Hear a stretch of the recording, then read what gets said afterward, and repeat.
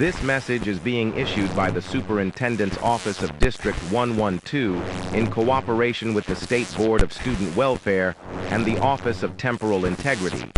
Please remain in your current classrooms, keep all lights on, and do not touch any desk that does not belong to you.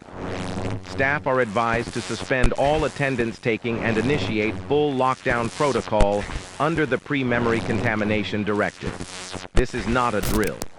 At approximately 7:42 a.m. this morning, a substitute teacher at Roosevelt Middle School reported that 4 students were found seated at desks etched with unfamiliar names, names that did not appear on any current or archived rosters.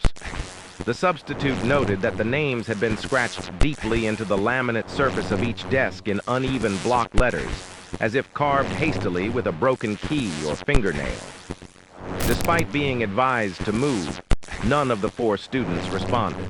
They sat quietly, staring forward, smiling faintly. When questioned, the students only said, "This is my seat." None of them blinked.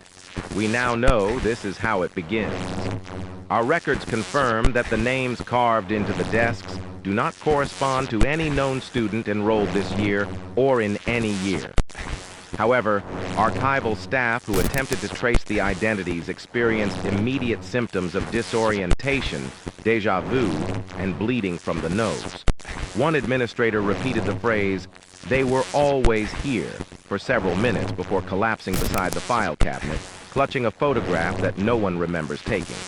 The photograph contains 5 students. Their faces are perfectly clear, but none have names. As of now, 7 additional students across 3 schools have seated themselves at similarly marked desks.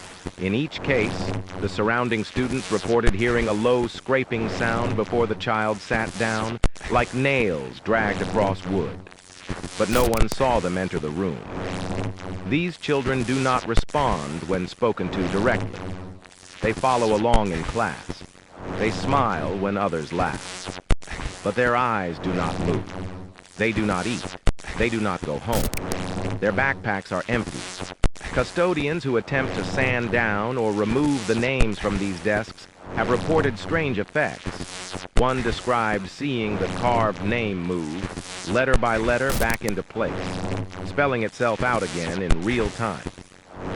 Another janitor claimed his own name had appeared below it, scratched faintly into the wood, just beneath the original. He was last seen entering the boiler room. The lights flickered. He didn't come back. Security footage shows the desks being used long after school hours. Empty rooms, flickering hallway lights. One camera caught a student sitting perfectly still from 3 a.m. to 6:11 a.m., head upright, hands folded. The moment the custodian entered to clean, the figure stood, turned to the camera, and smiled. The recording ends with static. We now believe the names are not vandalism. They are invitations, or perhaps replacements. There are whispers that the desks predate the current buildings, that they were repurposed after a fire in 1963. But the school that burned was never rebuilt. The files on it are missing. The faculty are unnamed. And yet, the scratched names keep appearing. Some staff claim they've begun to dream of these names, seeing them appear in chalk, in condensation, in blood. One teacher woke up with the word Eliza scratched into her forearm. She says she doesn't know an Eliza, but she hasn't taken attendance since. The newest name appeared this morning, yours, written at the back left desk in room 209. The student seated there is smiling. This is your only warning. Do not sit in desks with scratched names. Do not try to erase the names. Do not write your own name in the desk to claim it. It does not matter if you think it's your assigned seat. It is not yours anymore. If you hear the scraping, do not turn around. If the name is already there, do not look at it. And if you are already sitting, do not stand up. That is when they notice. This concludes the emergency broadcast. Remain seated. Remain still. Remain remembered.